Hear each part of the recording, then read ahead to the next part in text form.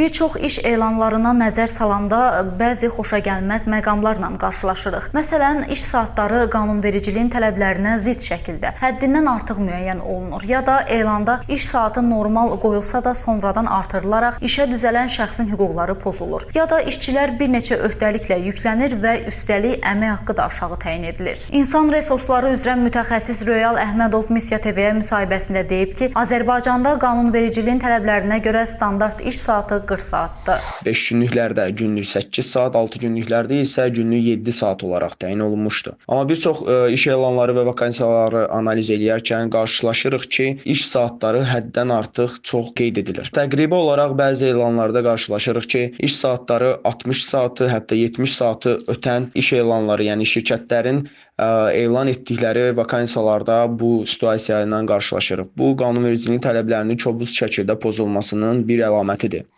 6 günlük iş rejimində çalışan yerlərin əksər vakansiyalarında saat 8-dən 18-ə ya da 9-dan 18-ə qədər müəyyənləşdirilir ki, bu da 40 saat rejimini keçir. Digər hallarda isə elanlarda göstərildiyi təqdirdə, məsələn 5 günlük iş rejimi ilə çalışan şirkətlərdə 9-dan 6 olaraq qeyd olunur, amma həmin şirkətlərdə çalışmağa yeni getmiş şəxslərdə, yəni yeni təyin olmuş işçilərdə iş saatının çoxluğu sonradan büruzə eləyir.